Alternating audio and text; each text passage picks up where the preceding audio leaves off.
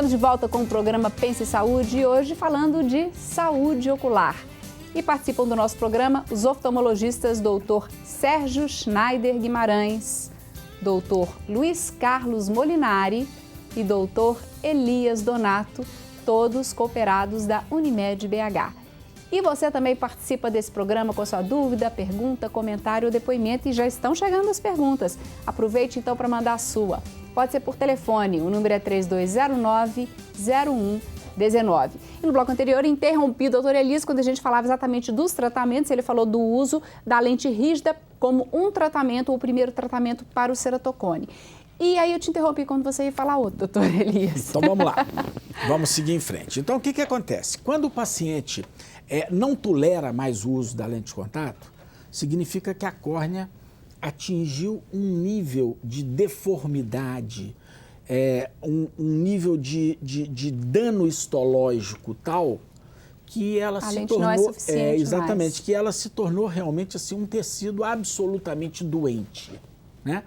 Então, nesse momento, a melhor opção que nós temos é o transplante de córnea. Que foi o que a gente viu na matéria, Isso. que o rapaz fez uma e agora está na fila para fazer o do outro olho. Exatamente. O transplante de córnea é algo que a gente faz hoje com uma experiência muito grande. Nós temos aqui o doutor Sérgio, que é uma pessoa que dedicou a vida dele inteira a transplante de córnea. Se a gente pode falar em Belo Horizonte uma referência em transplante de córnea, vamos tirar o chapéu para quem merece, né? Eu mesmo tenho o orgulho de ter tido o Sérgio como meu mestre no transplante de córnea. Doutor Sérgio. Então fala mais um pouquinho então, do transplante para a gente. É uma opção. Acho que a grande dificuldade é conseguir a córnea entrar nessa fila? Não hoje em dia. Hoje em dia está muito fácil. Hoje em dia o transplante, a doação de córnea não é mais um problema. Felizmente a conscientização é muito grande, várias campanhas foram feitas e a coisa hoje é muito natural. Hoje eu acredito que 2, 3 meses a pessoa está fazendo um transplante, às vezes antes, às vezes um pouco depois, mas é um tempo médio esse aí. E é uma recuperação rápida? Do transplante? Isso. Não é muito rápida, né? O transplante a gente podia dizer que é uma recuperação mais demorada, porque você tem que dar pontos na córnea, né? A gente vai ver algumas imagens. Nós temos imagens de pontos. Acho que as pessoas de casa vão ficar um pouquinho aflitas, mas é bom até você explicar, olha lá, os pontos que a gente vê, olha. Exato. Aí então nós temos alguns pontos, né? Esse é um transplante e já uma semana, 2 semanas depois de realizado, com um tipo de sutura, que eu gosto muito. E para retirar esses pontos, mais ou menos com 6 meses, esses pontos têm os nozinhos aqui, e eles não incomodam nada, porque vai nascer uma camada epitelial por cima, então eles ficam enterradinhos, eles ficam sepultados ali. Fica aquela sensação de que tem algum corpo estranho no olho, não, nenhum, né? Isso é o primeiro ou segundo dia só. E depois de 6 meses a gente começa a tirar esses pontos, terminando de tirá-los mais ou menos por volta de 1 ano. E aí então vai vir o tratamento da correção do erro refracional, que pode ser miopia, também sempre sobra astigmatismo, né? E você vai corrigir isso ou com lente de contato, mas agora já diferente, essa córnea não tem aquela ectasia, aquele abaulamento na frente, fica muito mais fácil, né? Então isso aqui esse é, vamos dizer, o tratamento final, é aquele que o rapaz precisou porque tinha um ceratocone mais avançado. É só para dar uma sequência do que o doutor Elias estava falando. Então tem os óculos em primeiro lugar, depois a lente de contato, né? Ele falou do transplante. Existem opções. Outras opções. Aí que é o crosslinking, que se fala muito hoje também, é bom que as pessoas já ficam mais ou menos sabendo, que é uma aplicação de uma luz ultravioleta no olho e se coloca uma camada de uma proteína chamada riboflavina e essa reação vai fazer com que a córnea fique mais endurecida. Esse é o princípio. Porque a córnea de uma criança, de um jovem, ela é muito mais flexível, muito mais mole do que a de um adulto. A partir dos 30, 35 anos, a córnea começa a endurecer e o risco de ceratocone é muito pequeno. E mesmo quando tem, aí já é um ceratocone comparável a uma hemetropia qualquer, como um astigmatismo pequeno. Então tem o crosslink que pode ser utilizado principalmente na adolescência, né? Tem o anel intrastromal, aqui nós temos o chamado anel de Ferrara, que é aqui o nosso colega que desenvolveu, mas existem outros anéis também, colocados em outros países, e que tem que ter uma indicação muito precisa para que ele realmente possa fazer algum papel. Existem casos, eu já fiz vários casos de transplante de córnea, já que tinham colocado o anel, quer dizer, ele não teve um efeito necessário. Então, existem parâmetros, tem que ser muito bem indicado, e também serve para correção de astigmatismo. Certo. Então, essa é a maneira geral. E, no último lugar, o transplante, que a gente divide em lamelar, que remove uma camada da córnea só, e o perfurante, o total, que toda a córnea na parte central é trocada por uma córnea doadora. Certo. Viu? Porque as pessoas ficam querendo... A recuperação, a gente falou da recuperação, é uma coisa que vai levando um tempo. Mas sempre que a gente pensa em problemas na visão, as pessoas... não tem um laser que eu possa fazer e que melhore? E pensam isso para miopia, para qualquer outra tipo. Isso não seria indicado no caso do ceratocone? Não, inclusive é contraindicado, né? Tá. Uma das contraindicações é exatamente essa cirurgia que a gente fala laser, que é miopia, hipermetropia menos, astigmatismo um pouco mais. O ceratocone não. Por quê? Se você imaginar que é igual o doutor Elias comentou, que às vezes tem 1, 2 ou 3 pontos que estão para fora, quer dizer, que cresceram irregularmente. Se você faz um laser, você vai deixar várias, como se fossem pequenos... Vai piorando ainda a anatomia, saliências, né? Você vai alterar todo o relevo, você vai ter, inclusive, assim, uma visão péssima. E antes do advento de alguns exames, esse que o Elias falou, o Pentacam, muitos pacientes foram operados e não se sabia que eles tinham, às vezes, uma tendência, uma propensão, uma ilhazinha, que a gente fala.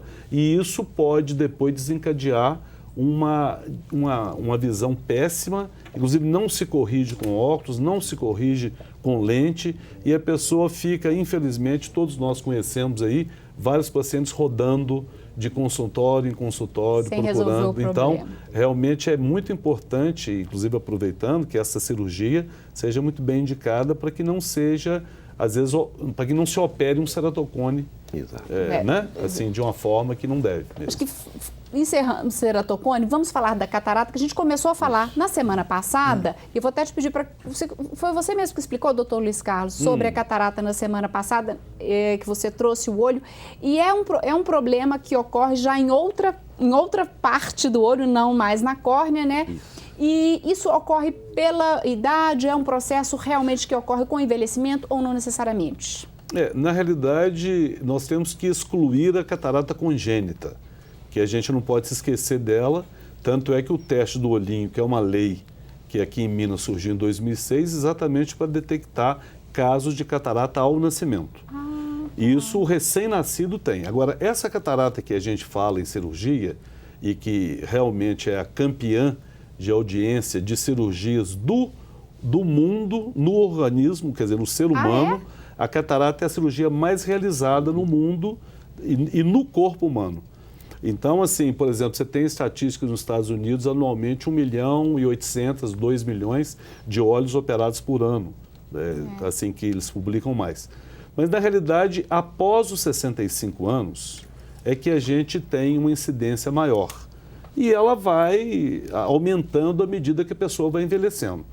Eu queria só chamar a atenção que catarata tem fatores externos, mas os mais comuns, além dos genéticos, seria exatamente a exposição à radiação ultravioleta, o sol, né?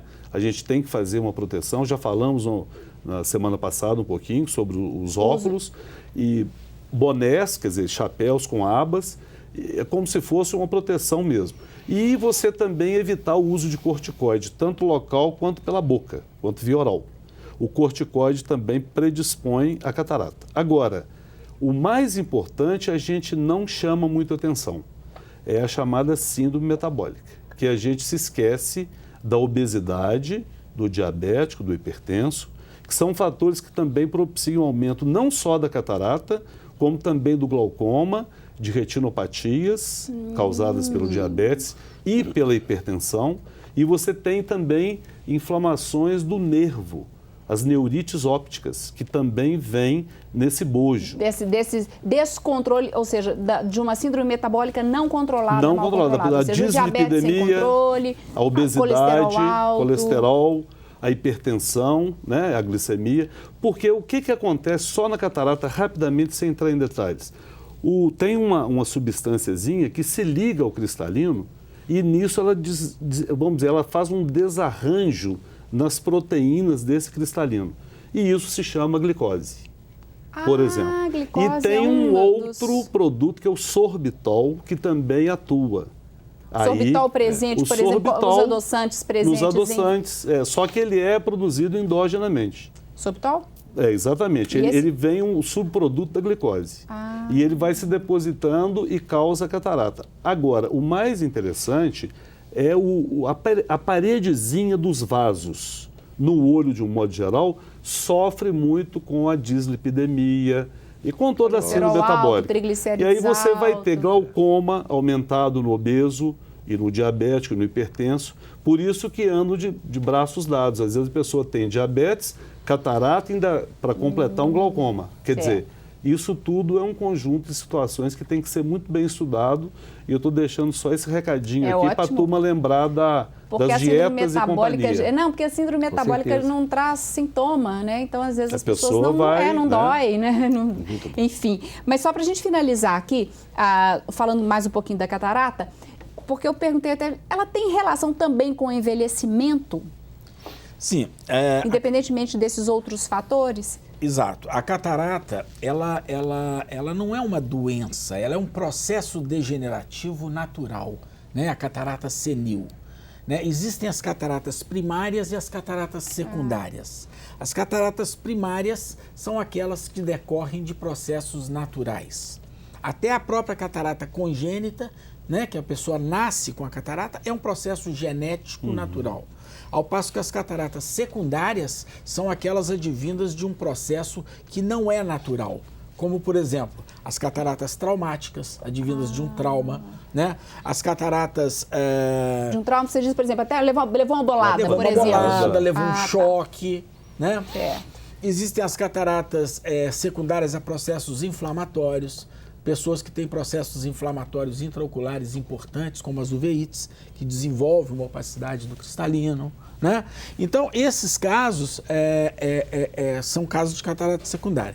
Mas a catarata senil, que é a mais comum, ela não é uma doença, ela é um processo degenerativo natural, é um envelhecimento natural de uma entidade anatômica do que é exatamente o cristalino, essa lente, né? Isso, nós vamos continuar conversando no próximo bloco, falando também sobre glaucoma.